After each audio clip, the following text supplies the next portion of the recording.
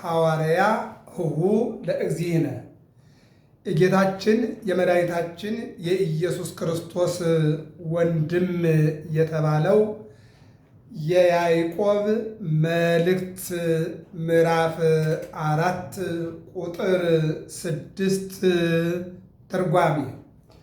በስመ አብ ወወልድ ወመንፈስ ቅዱስ አሐዱ አምላክ አሜን። በዓለም ላይ የምትኖሩ ኦርቶዶክሳውያን የእግዚአብሔር ልጆች ሰላም እግዚአብሔር ይብዛላችሁ። እንግዲህ ገብረ መስቀል ሚዲያ ነው። በዚህ ሚዲያ ተከታታይ የእግዚአብሔርን ሐሳብ እየተማማርን ያለ ነው። የያዕቆብ መልእክት ምዕራፍ 1 ቁጥር 6 ላይ ደርሰናል። ክፍል 3 ነው። እሱም በተመለከተ እንነጋገራለን። እንዲህ ይላል፣ ወይስአል እንዘ ይታመን ወኢይናፍቅ። ምን ይላል? ይሄ መጽሐፍ ቅዱስ ልሳነ ግዕዝ ነው። 80 ልሳነ ግዕዝ ቅርብ ጊዜ በገበያ የዋለ መጽሐፍ ቅዱስ ነው። ምን ይለናል? ወይስአል እንዘ ይታመን ወኢይናፍቅ፣ ሳይጠራጠር እግዚአብሔርን ይለምን። ሳይጠራጠር። የሚጠራጠር ሰው አንድ ቀን ይክዳል። የሚነቃነቅ እንጨት አንድ ቀን ይወድቃል ይላሉ አባቶቻችን። የሚጠራጠር ሰው አንድ ቀን ይክዳል፣ የሚነቃነቅ እንጨት አንድ ቀን ይወድቃል ይላሉ። ስለዚህ እግዚአብሔርን የሚለምን ሰው ያለ ጥርጥርና ያለ መጠራጠር በእምነት እግዚአብሔርን ይለምናል ቅዱስ ያዕቆብ ማለት ነው። ጌታችንም በማቴዎስ ወንጌል ምዕራፍ 7 ላይ አንኳኩ ይከፈትላችኋል፣ ስታንኳኩ ግን ሳትጠራጠሩ ነው። እግዚአብሔር እንደሚከፍትላችሁ ሳትጠራጠሩ እግዚአብሔርን ለምኑ ይላል። አንኳኩ ይከፈትላችኋል፣ ለምኑ ይሰጣችኋል። አንኳኩቶ ያልተከፈተለት ለምኑ ያልተሰጠው ማን አለ? ስለዚህ እግዚአብሔር እነሆ የሚሰጥ አምላክ ነውና ወደ እግዚአብሔር ማንኳኳት ያስፈልጋል ማለት ነው። ይህን ነው የሚነግረን እና ምን አለ? ወይስአል እንዘ ይታመን፣ እነሆ ሳይጠራጠር አምኖ ይለምን። አንድም ሲለምን አይጠራጠር፣ በሌላ መልኩ ሲለምን ጥርጥርን በውስጡ አያምጣ። ያለ ጥርጥር ያለ መጠራጠር እግዚአብሔርን ይለምን። እግዚአብሔር ደግሞ የሚሰጥ የሚችል ይክል ኩሎ አልቦ ዘይሳአኖ፣ የሚሰጥና የሚችል አምላክ፣ ለመስጠት የሚሳነው ምንም ነገር የሌለ እግዚአብሔር ስለሆነ ሰው ስትጠይቁት ስትለምኑት ሊሰጥም ላይሰጥም ስለሚችል ልንጠራጠር እንችላለን ሰዎች ስለሆነ። እግዚአብሔር ደግሞ በባህሪው መስጠት የሚችል አምላክ ስለሆነ እግዚአብሔርን ስንለምን ልንጠራጠር አይገባንም። ይህን ነው ቅዱስ ያዕቆብ የጌታ ወንድም የተባለ። እንግዲህ ያው እንደሚታወቀው ዮሴፍ አረጋዊ 5 ወንዶች ልጆች 3 ሴቶች ልጆች 8 ልጆች ነበሩት። ይህን እንደወለደችለት ሚስቱ ሞተችበት። ሚስቱ በሞተችበት ጊዜ እመቤታችን ድንግል ማርያምን አይሁድ በምቀኝነት ከቤተ መቅደስ ትውጣልን አሉ። በዚህ ጊዜ እንግዲህ ከ1985 አረጋውያን ሚስታቸው የሞቱባቸው በትራቸው ተሰብስቦ ጸሎት ሲጸለይበት አደረ። በዮሴፍ በትር ላይ እነሆ ምልክት መጣ፣ ርግብም አረፈችበት፣ ዕጣም ወጣ። እመቤታችን ወደ ቤቱ ወሰደ። በቤተ ዮሴፍ ሆና እመቤታችን ቅዱስ ገብርኤል ውሃ ስትቀዳ አበሰራት። በቤተ ዮሴፍ እንዳለች መድኃኔዓለምን ኢየሱስ ክርስቶስን ጸነሰች። በቤተ ዮሴፍ እንዳለች በቤተልሔም ወለደች። እንግዲህ ልጇንና የዮሴፍን ልጆች አብራ አሳደገች። ይህ ነው እንግዲህ አሁን እሁ ለእግዚእነ ያዕቆብ በማቴዎስ ወንጌል 13:51 ላይም አባቱን የምናውቀው እንጨት ጠራቢ ዮሴፍ፣ እናቱን የምናውቃት ማርያም፣ ወንድሞቹን የምናውቃቸው ይሁዳ፣ ያዕቆብ፣ ዮሳ የሚባሉ አይደለም ወይ እያሉ ተሰናከሉበት ይላል። ስለዚህ እሁ ለእግዚእነ ይለዋል። እውነት ነው፣ አብረው ስላደጉ ማለት አብረው ነው ያደጉት። እመቤታችን ያሳድጋቸዋለች እና ከዚህ የተነሳ ነው ማለት ነው። እንደገና እንደዚህ ይለናል፣ እስመ ዘይናፍቅሰ ይከውን ከመ ሞገደ ባሕር እንተ ይዘብጣ ነፋስ ወያነውሃ ይላል። ምን ይላል? ቅዱስ ወንጌል የሚጠራጠር ሰው ነፋስ እንደሚያወጣው እንደሚያወርደው እንደ ባህር አዟሪ ነውና ኢይናፍቅ ላለው አይጠራጠር። በእምነት እግዚአብሔርን ይለምን። እግዚአብሔርን የሚለምን ሰው በእምነት ይለምን። ወደ እግዚአብሔር እየለመኑ እግዚአብሔርን እየጠየቁ መጠራጠር እግዚአብሔር እንደሌለ ማሰብ ነው። እግዚአብሔር ጨካኝ፣ እግዚአብሔር የማይችል፣ እግዚአብሔር የማይሰጥ እንደመሆን አድርጎ እንደማሰብና እንደመቁጠር ተደርጎ ይታያል። ምክንያቱም እግዚአብሔር የማይሰጠን ነገር ቢኖር ለእኛ የማይጠቅም ነገር ነው። ለእኛ የማይሆነን ለእኛ ያልተገባ ነገር ሊከለክለን ይችላል።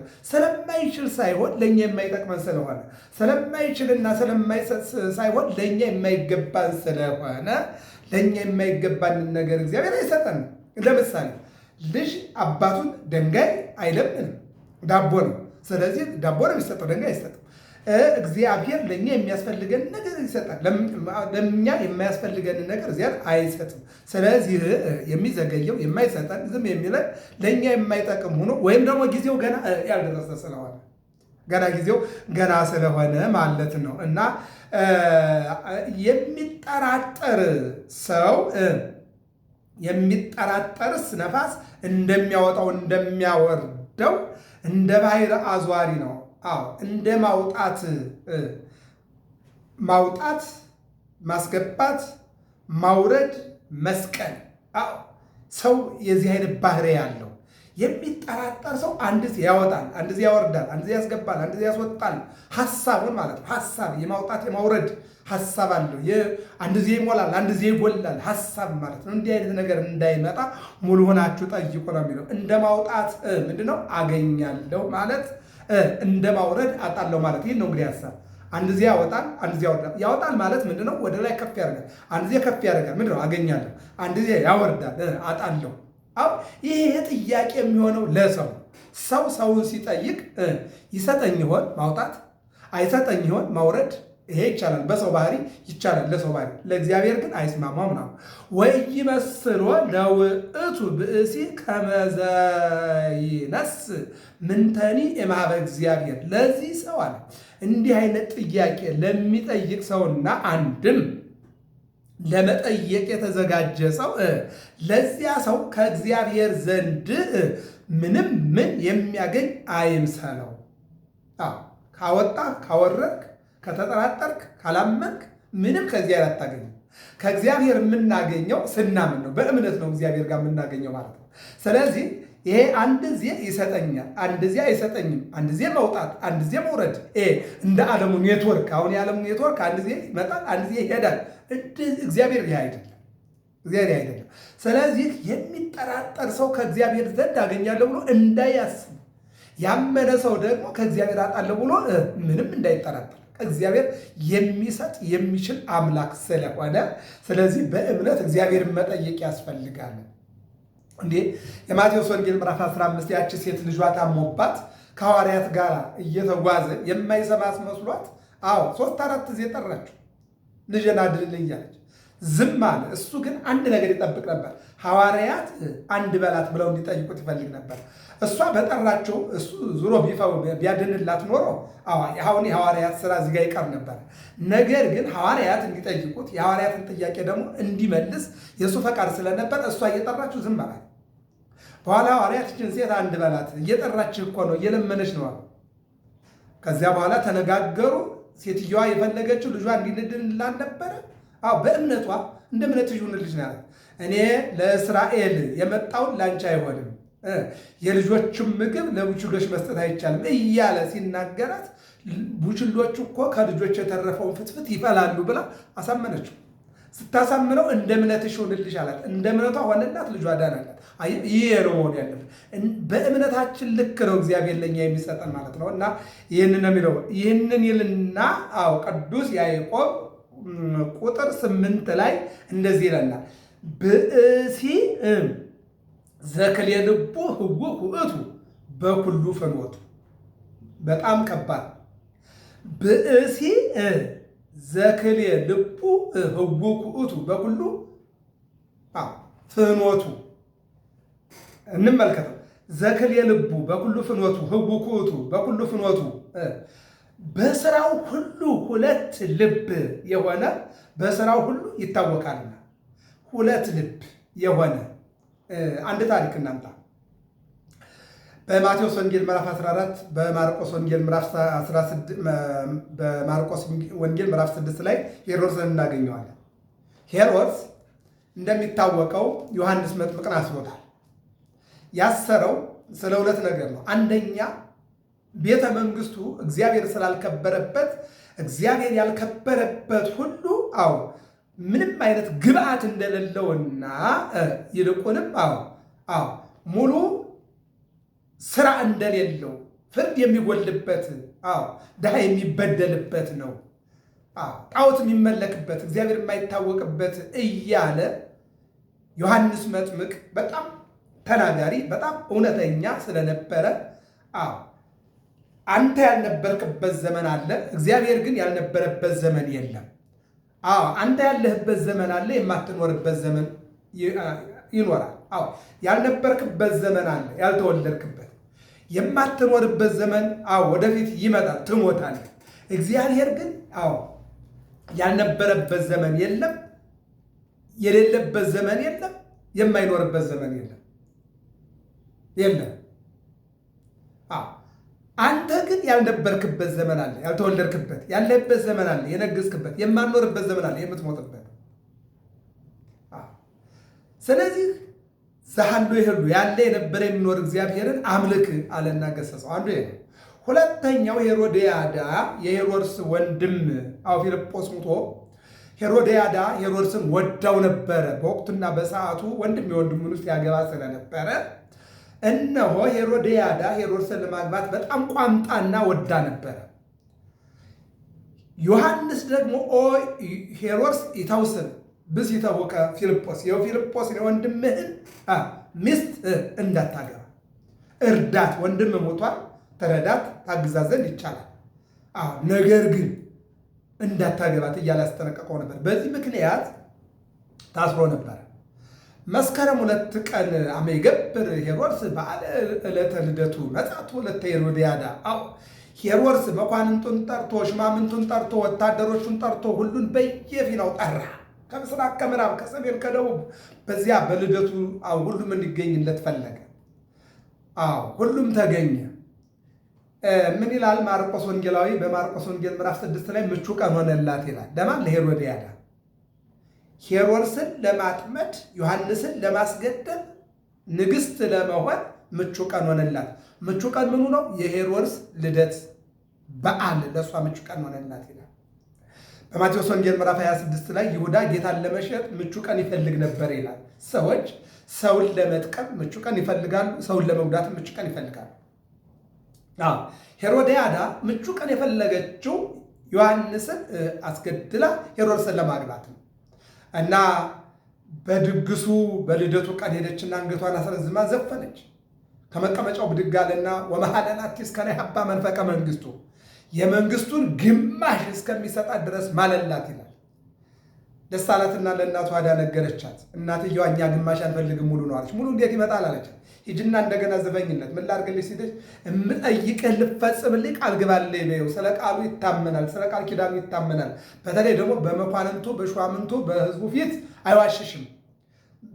ቃል በገባልሽ ጊዜ የታሰረውን የዮሐንስን አንገት ቆርጠ ስጠኝ በይው ይሰጥሻል አለች። እየሮጠች ሄደችና እንደገና ዘፈነሽ።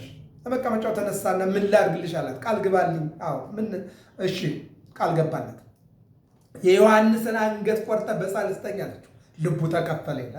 ዘክልየ ልቡ ህጉኮቱ ሁለት ልብ ያለው በመንገዱ ሁከተኛ።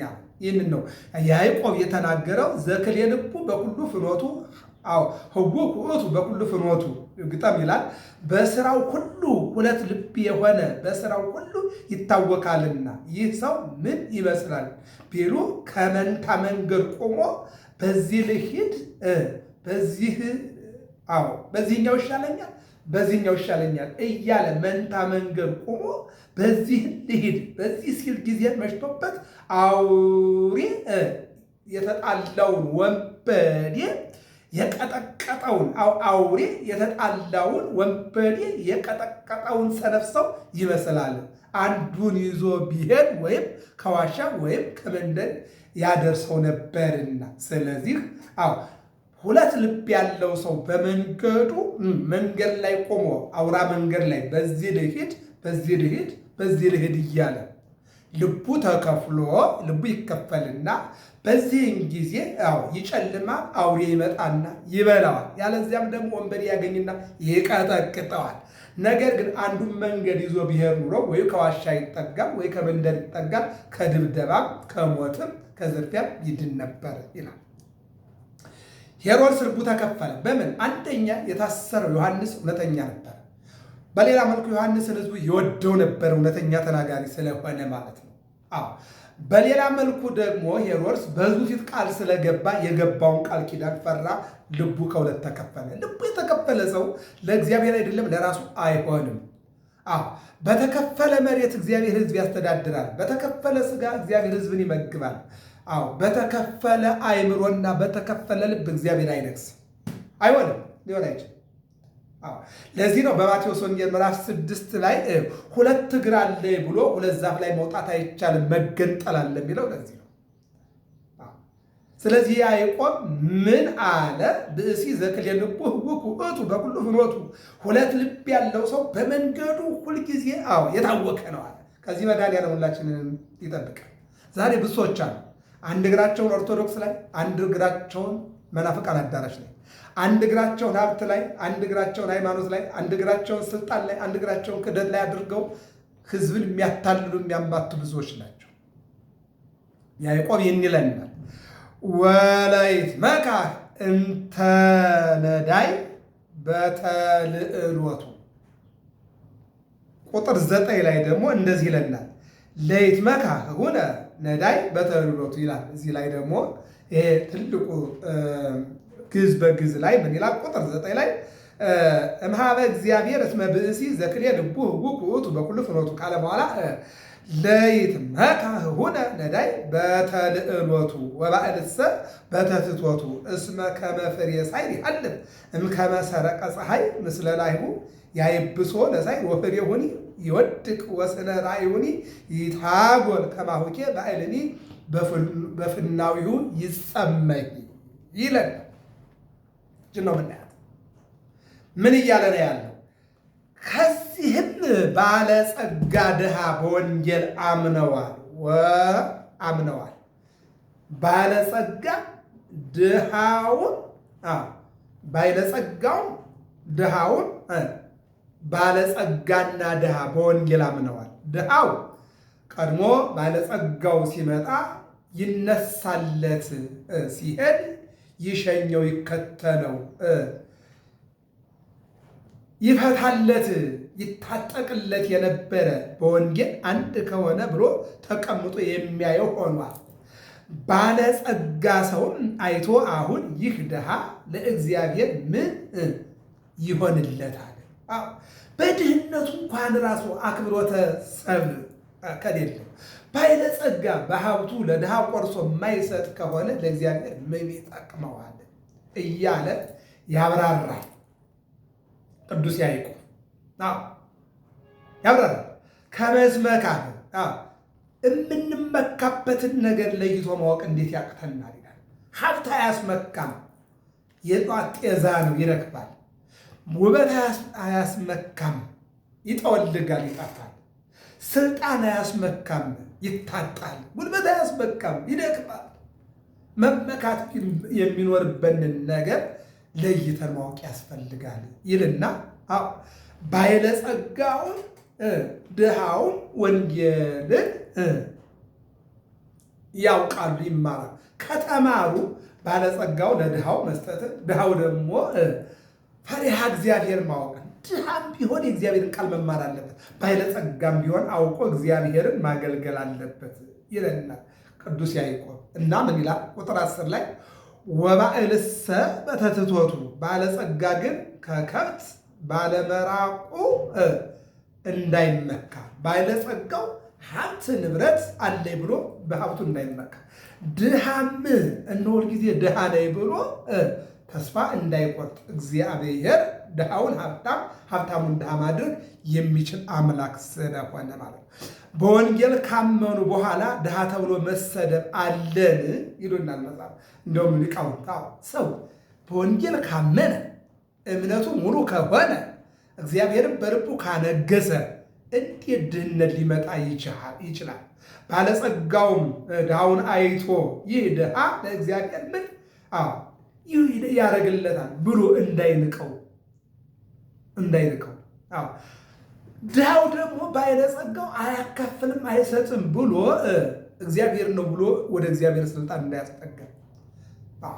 ስለዚህ ድሃ ካመነ እግዚአብሔርን ካመነ በኋላ ድህነት የለም። የሰው ሀብቱ እግዚአብሔር ማመንና በወንጌል መመራት ነው። ይህን ይላል እስመ ከመ ፍሬ ሳይል ይሐልፍ፣ ብዕል እንጂ እንደ ፍሬ ሳይል ያልፋል ማለት ብዕል እንጂ እንደ ሳር ወይም እንደ ሳር ፍሬ ያልፋል። ኢሳይያስ 40 ላይ ነቢዩ ኢሳይያስ እንዲህ ብሏል። ልበ አምላክ ዳዊትም የሰው ልጅ ሕይወቱ እንደ ጥላ ያልፋል ብሏል፣ እንደ ጤዛ ያልፋል ብሏል። ኢሳይያስ ደግሞ ምን አለ? የሰው ልጅ ሕይወት እንደ ሳር ነው። እንደ ሳር ፍሬ ነው። ምን ይላል? ይረግፋል ይለናል። ለሚረግፍ ነገር እንዳትመኩ እያለ እየተናገረ ነው ያለው ማለት ነው። ማን ነው? ቅዱስ ያዕቆብ ውለ እግዚእነ የጌታ ወንድም የተባለው ያዕቆብ እየተናገረ ያለው ይህንን ነው። ይቀጥልና ምን ይላል? አለኝ ብሎ ከመመካት አለመራቅን ይልቁንም ደግሞ ትሕትና ነፍስን የምታመጣ ሕይወትን አለመያዝ አንደኛ ጴጥሮስ ምዕራፍ 1:24 ላይ ምን ይላል? ነፍስህን ከፍ የምታደርግበትን እንጂ ነፍስህን የምታጣበትን ነገር እንዳትመርጥ ይላል ቅዱስ ጴጥሮስ። ይህን ይናገራል። ፀሐይ ከዋዕዩ ጋራ በወጣ ጊዜ አገዳውን እንዲያደርቀው። የምኑን አገዳ?